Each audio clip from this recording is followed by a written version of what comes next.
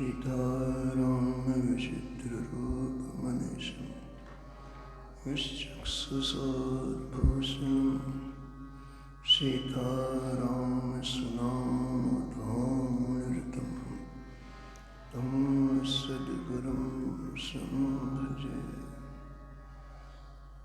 नीलाम्बुजश्यामलकोमलाङ्गं सीतासमारोपितवामभागं पाणौ महासायकुचारुचापं नमामि रामं रघुवंशनाय। यत्र यत्र रघुनाथकीर्तनं तत्र तत्र कृतमस्तकाञ्जलिं वाष्पवारि परिपूर्णलोचनं मारुतिं नमत राक्षसान्तं। वाञ्छाकल्पतरुभ्यश्च कृपासिन्धुभ्यश्च पतितानां पावनेभ्यो श्रीवैष्णवेभ्यो नमो नमः। भक्तभक्ति भगवन्त गुरु चतुरनाम बपु एक, इनके पद वंदन किए नासत विघ्न। हर जो आए विराजिए कथा सुनहु इतिहास। तुम श्रोता या माल के तुम पद रजमहार। तुम पीछे जो और हैं श्रोता हैं रस खान। जिनके सकल मनोरथ पूरे बहु श्री भगवान।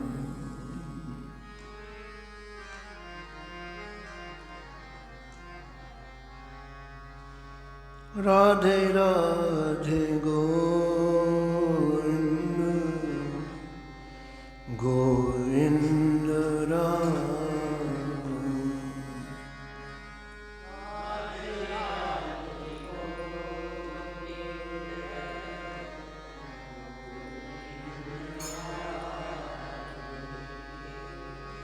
राधे राधे गोविंद गोविंद राम।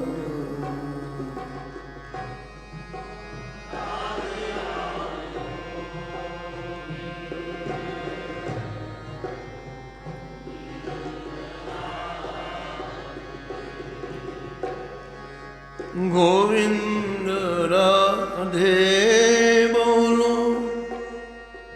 गोपाल राधे गोविंद।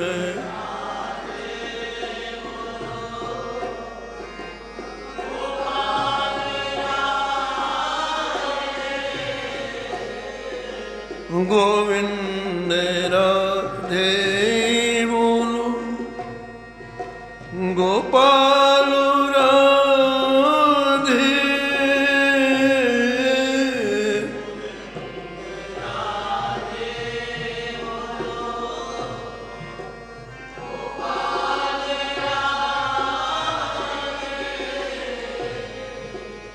राधे राधे गोविंद गोविंद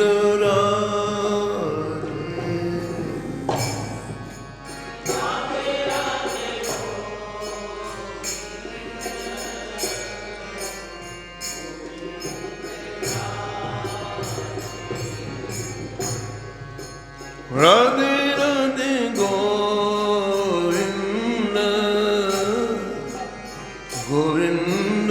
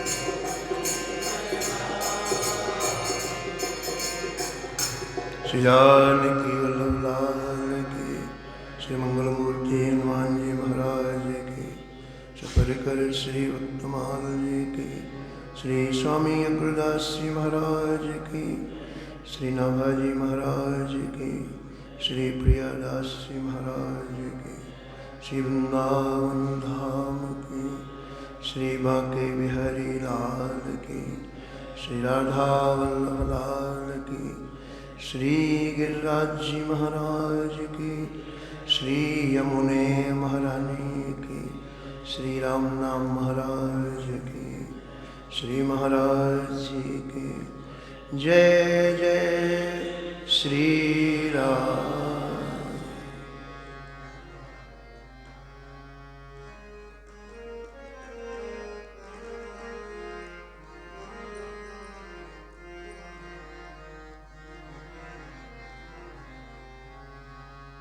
सूर कवित सुन कौन कवि, जो नहीं सिर चालन करे।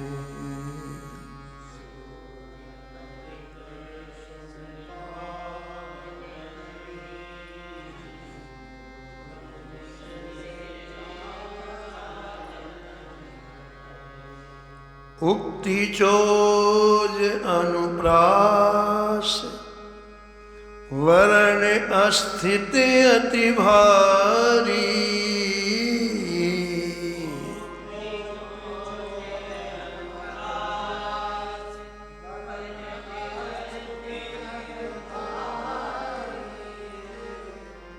वचन प्रीत निर्वाण, अर्थ अद्भुत तुकधारी।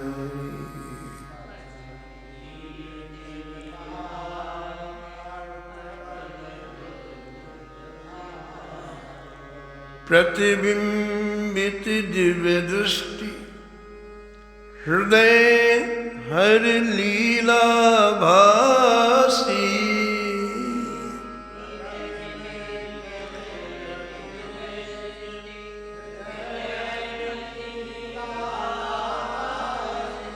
जन्म करम गुण रूप, सवै रसना परकासी।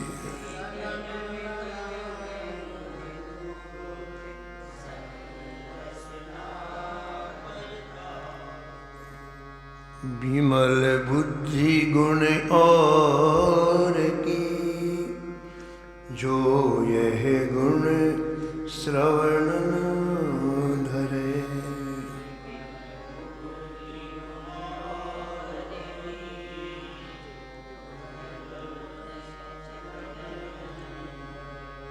सूर कवित सुन कौन कवि, जो नहीं सिर चालन करे।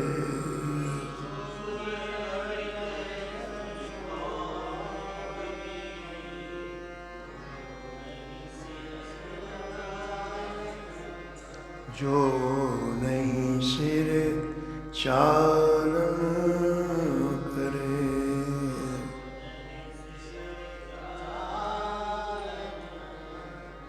प्रातः स्मरणीय परम वंदनीय श्री भक्तमाल के रचयिता श्री नाभा गोस्वामी जी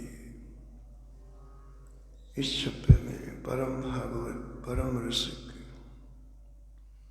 श्री सूरदास जी महाराज का स्मरण किया है और निष्कर्ष के रूप में कहते हैं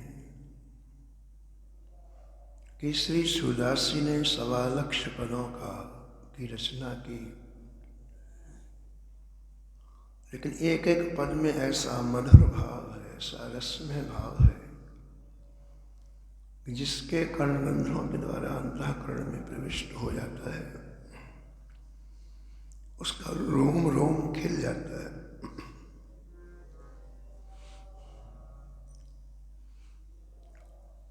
ऐसी अद्भुत ऊर्जा पदों में कैसे आई?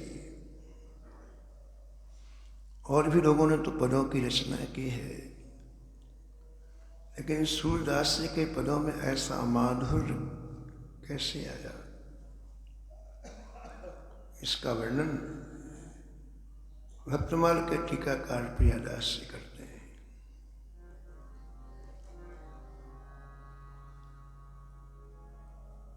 इन महापुरुषों ने पहले कोई चीज आत्मसात की है,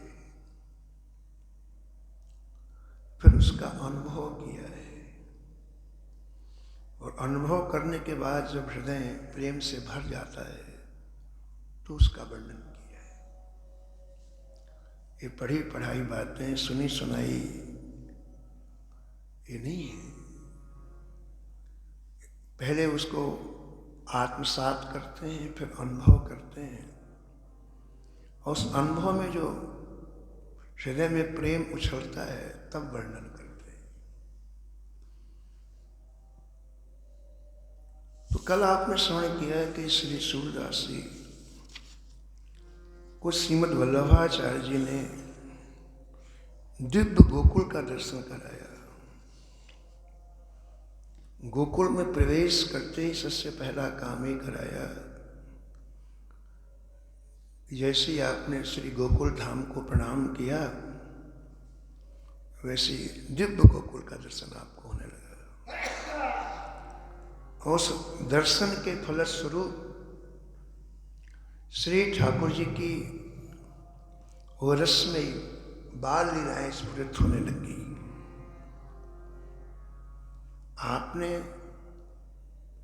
श्री वल्लभाचार्य जी के उस स्थल पर श्री ठाकुर जी को स्पष्ट घुटरुमन चलते हुए देखा। शोभित कर नवनीत लिए, हाथ में सुंदर नवनीत मक्खन है। घुटरुन चलत रेणु तन मंडित, मुख दधि लेप किए। घुटरुन चल रहे हैं और पूरे मुख में दधि का लेप किए। चारु कपोल लोल लोचन, बड़े सुंदर गाल हैं ठाकुर जी के, और गोरोचन तिलक किए। गोरोचन का तिलक किए हुए हैं ठाकुर जी। लट लटकन मनोमत मधुपकन, मादक मधु ही पिए। इतनी सुंदर अलकावली से ठाकुर जी की कपोलों को स्पर्श कर रही है। मन भौरे कमल का रस पीने के लिए मंडरा रहे हैं। कठुरा कंठ वज्र के हरि नख, राजत रुचि ही। श्री ठाकुर जी के गले में श्रृंगार है, कठुरा है, और कंठ में सिंह का नख धारण किए ठाकुर जी। धन्य सूर एको पल यही सुख, का सतकल्प जिए। गोस्वामी जी कहते हैं कि मानव जीवन में एक बार, एक क्षण के लिए सुख मिल जाए। जिस दृश्य को मैं देख रहा हूं, किसी भी मनुष्य के जीवन में एक क्षण के लिए एक झांकी आ जाए, एक क्षण के लिए। धन सूर एको पल यही सुख, का सतकल्प जिए। तो 100 कल्पों को जीने से कोई फायदा नहीं। बिना ठाकुर के दीदार के, बिना ठाकुर की झांकी के कोई 100 कल्प जिए तो बेकार है, निरर्थक है।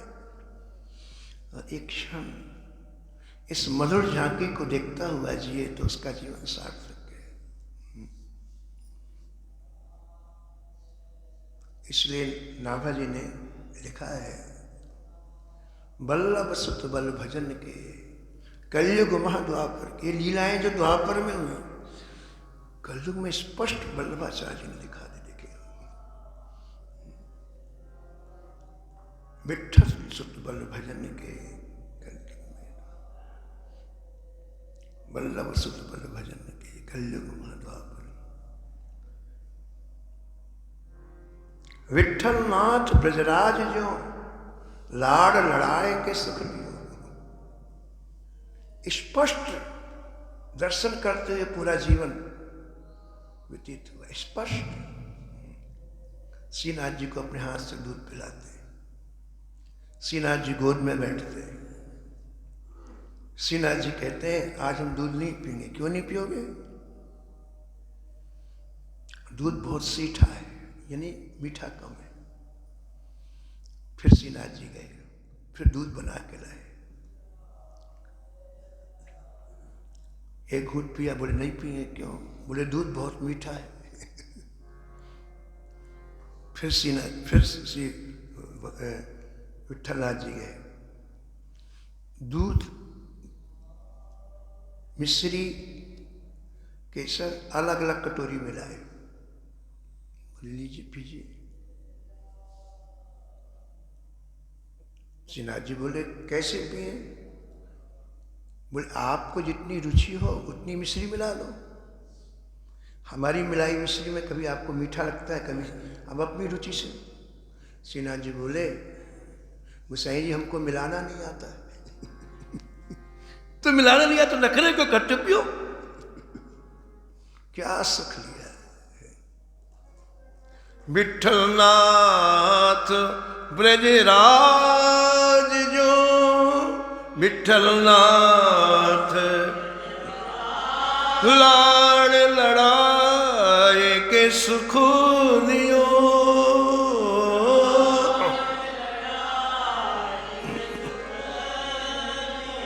एक चूड़ी बेचने वाली आ गई। गोसाई इसका गोसाई जी आपकी आज्ञा हो तो मैं आपकी बहुओं को चूड़ी पहनाया हूं।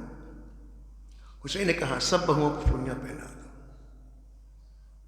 7 पुत्र थे गोसाई जी के, 7 बहुएं थी। सबने चूड़ी पहन ली। अब वो चूड़ी पहनाने वाली बाहर आई, उसने कहा, सामने बैठ गई। गोसाई जी समझ गए कि इसको पैसे चाहिए विठलनाथ जी। तो बोले कितना तेरा पैसा हुआ? बोले गोसाई जी मैंने 8 जोड़ी चूड़ी पहनाई हैं तो 2 रुपए हुआ। गोसाई जी बोली झूठ क्यों बोलती है? हमारे 7 बहुएं हैं, तो 8 जोड़ी चूड़ी की बात कर रही है, एक पैसे के लिए झूठ बोलती है। चूड़ी पहनाने वाले ने कहा कि गोसाई जी मैं झूठ नहीं बोलती हूं, 8 बहुओं ने ही चूड़ी पहनी है। बोले नहीं नहीं कैसी बात करती, 7 बहुएं। उसने कहा गोसाई जी मैं झूठ नहीं बोलती हूं। अब गोसाई जी को समझ में नहीं आया। गोसाई ने कहा अच्छा जा कल आना। वो चली गई और गोसाई जी गद्दी में बैठे चिंतन करने लग गए कि ये कहती मैं झूठ नहीं बोलती हूँ, बहुएं 7 हैं, फिर 8 जोड़ी का पैसा मांग रही है। ऐसा आप चिंतन कर रहे थे तो अंदर से राधा रानी ने कहा गोसाई जी क्या हम आपकी बहू नहीं हैं? यदि आप ये नहीं कहते सभी बहुओं को तो हम नहीं आती। आपने कहा सभी बहुओं को चूड़ी पहना तो हमने भी पहनी।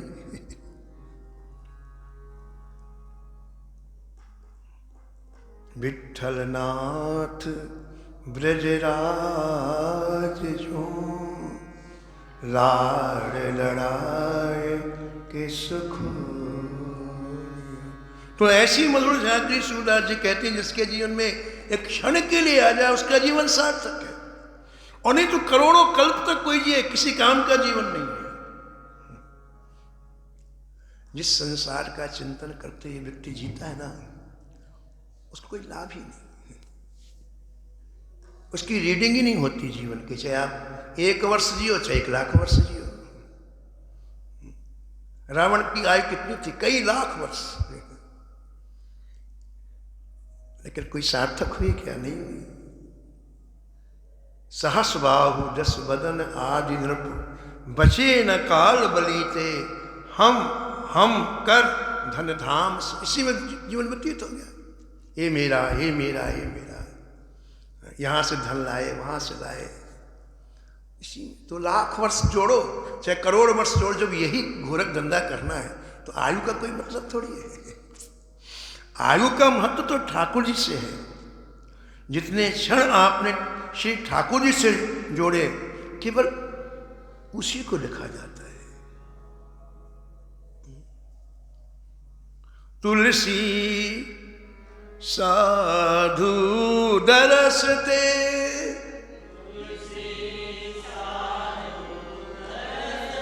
साहिब आवत याद,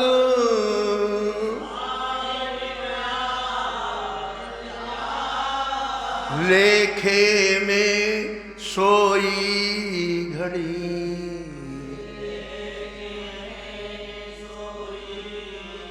जितनी देर आपने याद किया ठाकुर जी, वही आपका जीवन के मूल्यवान क्षणों को नोट किया जाता है। बाकी सब बर्बाद, बाकी सब। इसलिए सूरदास से लिखते हैं, धन सूर एक पल यही सुख, का सतकल्प जिए, का सतकल्प।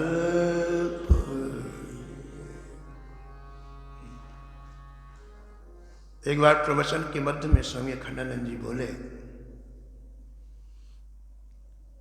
आप सुखी होना चाहते हैं?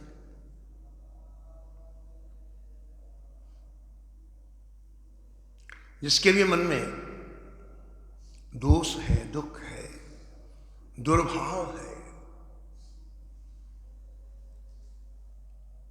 वो सभी लोग सुखी होना चाहते हैं।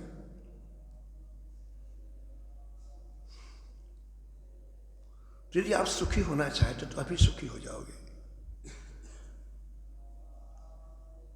अब भी इसी समय सुखी हो जाओगे। बोले 1 मिनट के लिए हमारा कहना मान लो, अभी सुखी हो जाओगे आप। ऐसा कहकर के उन्होंने कहा, हम जैसा कह रहे हैं मन को एकाग्र करके एक क्षण के लिए वैसा करो आप, एक क्षण के लिए, 1 मिनट के लिए ऐसा करो आप। और आपने एक क्षण में श्री कृष्ण की मधुरात मधुर मूर्ति का, रूप माधुरी का वर्णन किया। बोले अपने मन में कल्पना करो कि श्री ठाकुर जी पीतांबर पहने हुए सामने से आ रहे हैं, श्री ठाकुर जी के मुखारविंद में मधुर मुस्कान है, आपको देख रहे हैं। आपको देख करके ठाकुर जी ने आपकी टोड़ी में हाथ लगाया और फिर आपसे बात करने लग गए, और फिर जोर से खिलखिला के हंस दिए। इतना कह के स्वामी अखंडानंद जी बोले, इस 1 मिनट में बताओ आपके हृदय में काम आया, क्रोध आया, लोभ आया, मोह आया, किसी किस्म नहीं हुई। 1 मिनट तक आपने ये चिंतन किया, सारा दुख चला गया। इसी 1 मिनट को 1 घंटे करो, इस 1 घंटे को 1 दिन करो, और धीरे धीरे संपूर्ण संसार की विस्मृति हो जाएगी, महान सुखी हो जाओगे।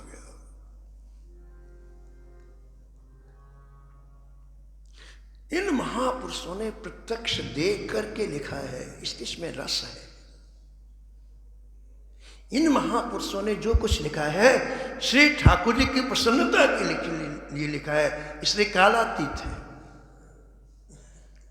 किसी को प्रलोभित करने के लिए, किसी को प्रभाव डालने के लिए जो बात कही जाती है, चाहे वो प्रवचन हो, चाहे वो कथा हो, वो रसहीन होती है, उसमें कोरस होता है। किसी लक्ष्य से जो कथा कही जाती है वो कोरस होती है। लेकिन जिसका लक्ष्य केवल ठाकुर जी की प्रसन्नता है, उसके शब्द कैसे भी हों लेकिन रस भरे रहते हैं।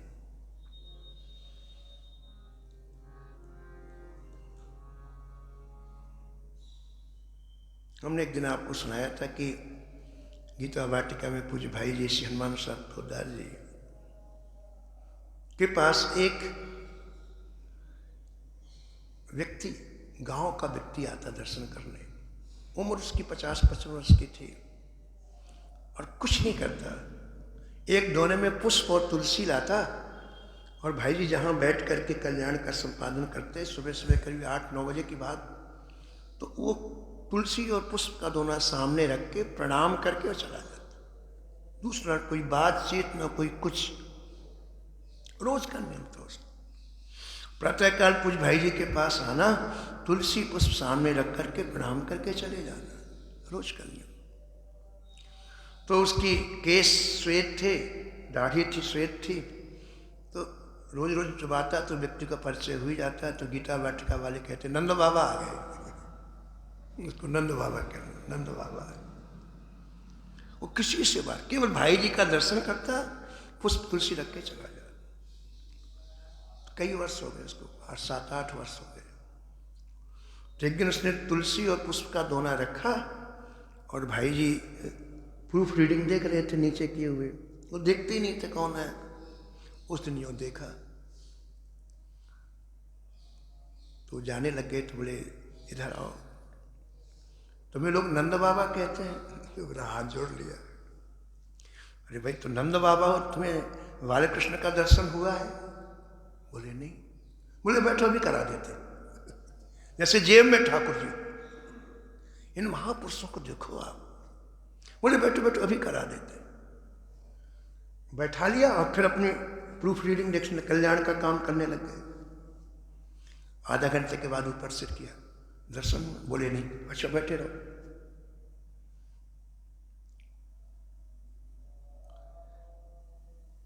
आधा घंटे के बाद फिर पूछा, वो बोला कि जय जय सामने बड़ा नीला प्रकाश। हाँ बोले बैठे रहो बैठे रहो बैठे। अब उसने क्या देखा, वो प्रकाश आकार में बदल गया और घुटनमन चलते हुए श्री ठाकुर जी उसी के सामने से निकले, मुस्कुराते उसे देखते हुए।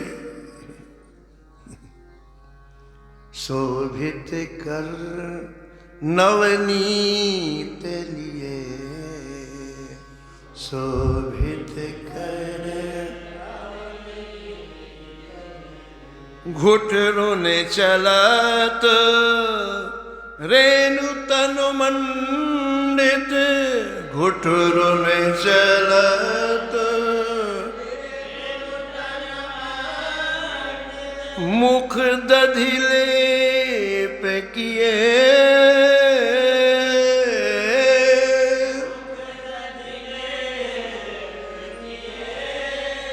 शोभित कर नवनीत लिए।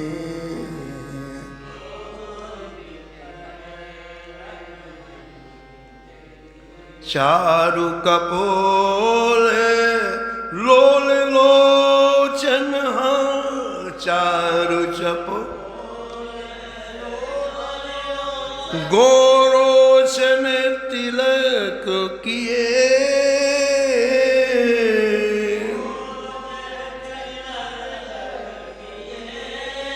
लट लटकान मनोमत्य मधुपोगन, मनोमत्य मधुपोगन, मादक मधु पिए।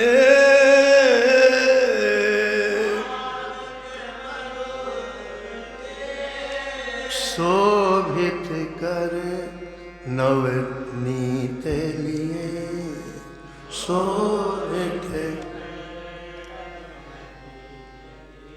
कठुला कंठ वज्र के हरि नखु,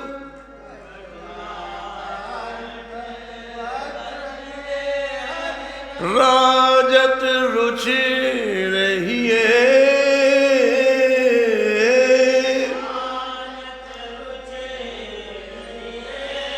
धन्य सूर एक पल यही सुख,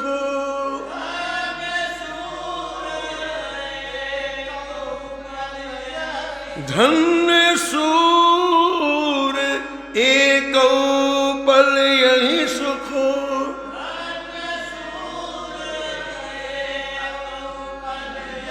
का सतकल्प जिए,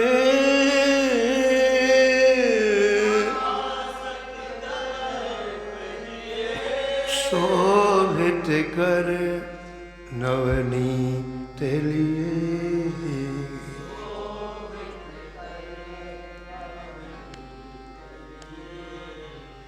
इस पद को सुन के श्री वल्लभाचार्य महाप्रभु जी बहुत प्रसन्न।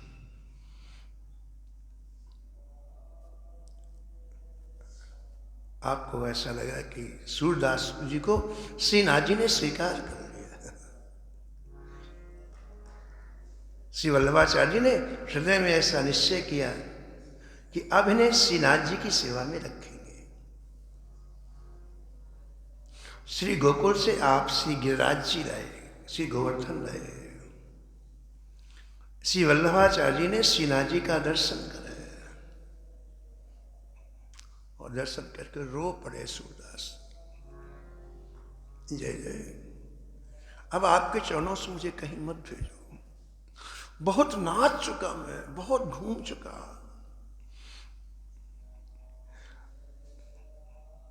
आप ही मुझे इस संसार के नाच से, माया के नाच से बचा सकते हैं।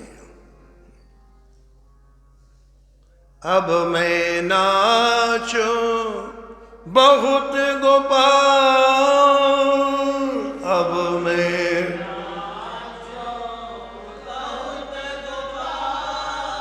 कभी काम का चोला पहनता हूं, कभी क्रोध का, कभी लोभ का, और विश्व की माला पहन के मैं नाचता हूं, जय जय। अब मैं नाचो बहुत गोपाल,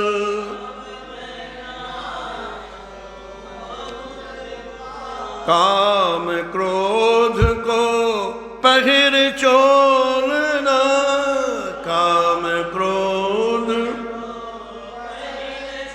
कंठ विषय की माल।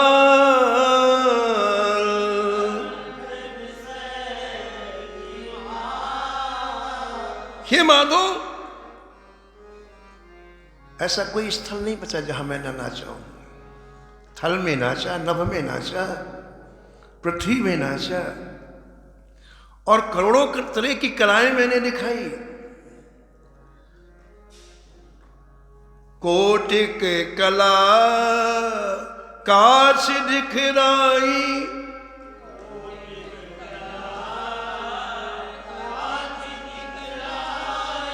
जल थल सुध नहीं काल,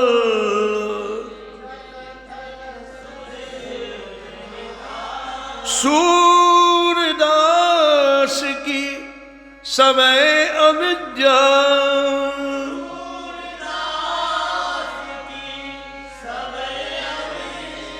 दूर करो नंदलाल।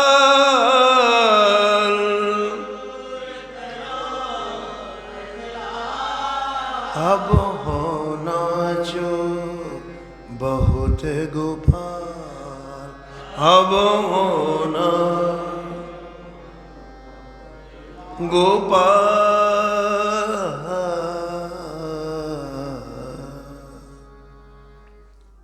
इतना मधुर गायन था सूरदास जी का कि सुनने वाले रीझ जाते। धीरे धीरे बड़ी ख्याति होने लगी सूरदास जी की।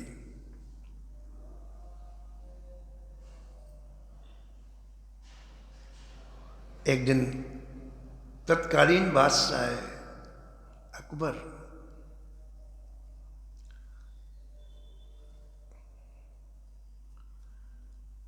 अपने महल में संगीत सम्राट तानसेन जी से सूरदास जी के एक पद को सुना।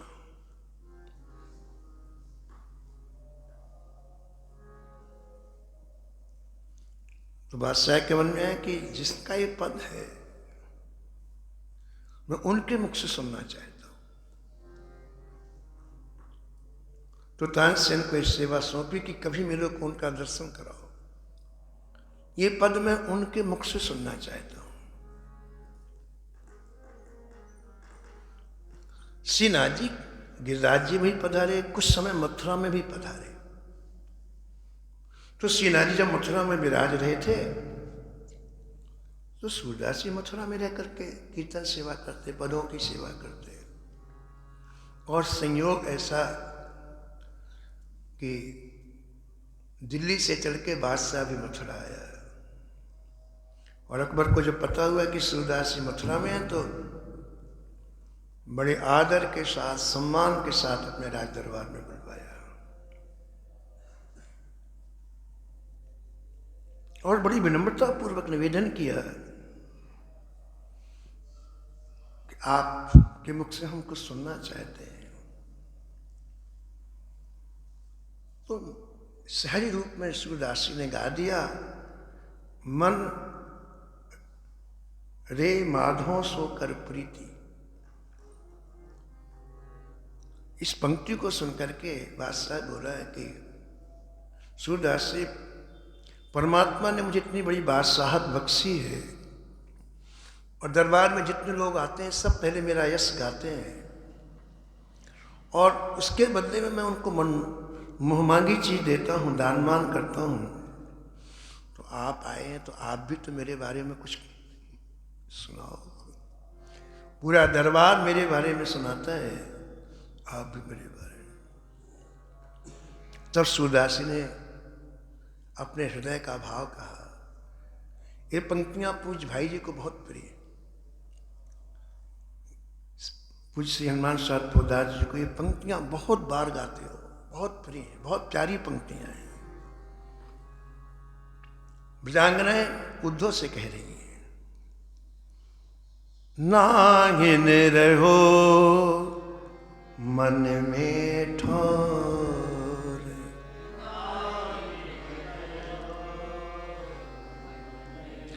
अरे दूसरे का गुणगान जब गाएं जब मन में जगह हो दूसरे के लिए, यही तो खास बात। श्री ठाकुर जी का गुणगान, श्री ठाकुर जी की लीला चिंतन, श्री नाम का आश्रय फिर किसी को घुसने नहीं देता है, ना रहने देता है। नाहिन रहो मन में ठोर,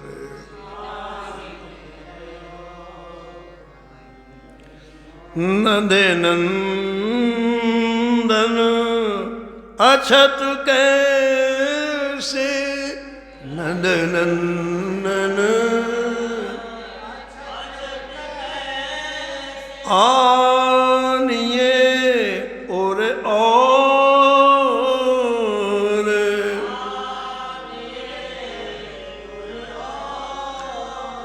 जहां नंदन विराजमान वहां दूसरों को कैसे ले आएंगे। उधो मन न भये 10-20, एक होतो तो गयो श्याम संग को आराधेश, आनिए और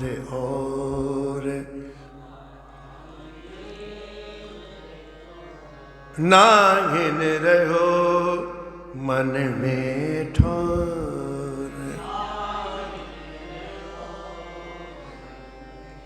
प्रजांगनाएं एक क्षण के लिए हमारे से अलग नहीं होता है। चलती हैं तो सामने दिखता है, देखती हैं तो दिखता है, अरे सोती हैं तो दिखता है, जागने में सोने में। चलत चितवत धोस जागत,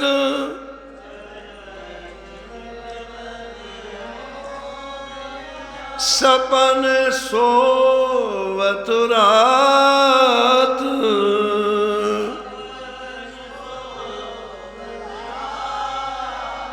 हृदय ते वह मधुर मूर्ति,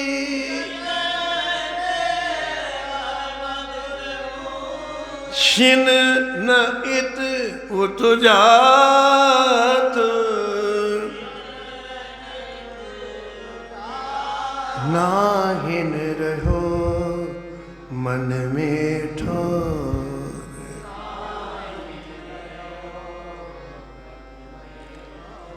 नाहिन रहो मन में ठोर।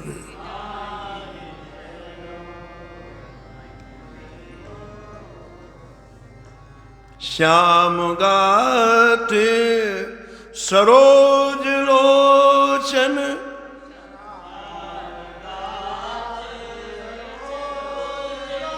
ललित गति मृदुहास,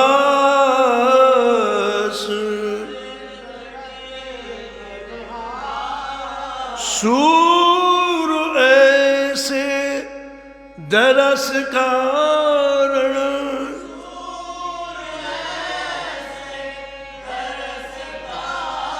मरत लोचन प्यास,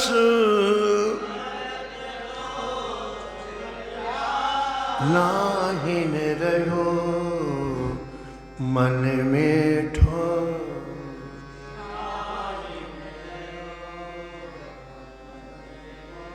ऐसी अनन्यता सूरदास जी की देख करके बादशाह चरणों में लौट गया। क्या बात, जगह ही नहीं। रहीमन भरी सराहे लख, पथिक आप फिर जाए। किसी धर्मशाला में जब बाहर लिखा रहता है कि जगह नहीं है, तो राहगीर अपने आप आगे चला जाता है। ऐसे इन रसिकों के हृदय में अन्य किसी के लिए जगह ही नहीं है। लेकिन एक बात कहा कि सूरदासी, एक बात आपका पद सुनने के बाद मेरे हृदय में बार बार संदेह उत्पन्न कर रही है कि आप कहते हैं कि बिना दर्शन के मैं मर रहा हूं, तो आपके तो नेत्र है नहीं।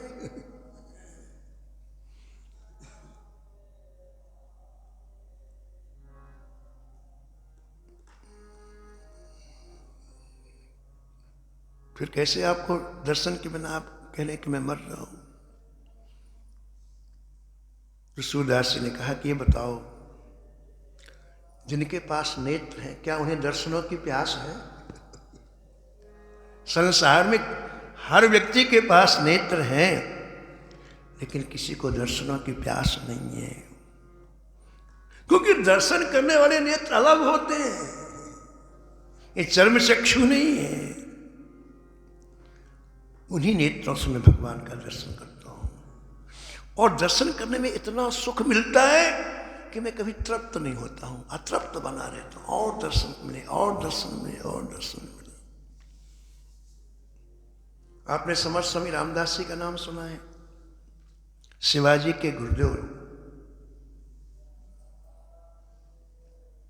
वृद्धावस्था में आपके मन में आया कि मैं जहां रहता हूं वहीं श्री राम जी का श्री विग्रह हो। सज्जनगढ़ में एक बड़ी लंबी गुफा पहाड़ के ऊपर, उसी को निवास बनाया श्री समर्थ स्वामी रामदास जी ने। तो आपके मन में आया कि यहीं पर एक सुंदर श्री राम जी का मंदिर हो, जिसका मैं दर्शन कर सकूं। तो आपने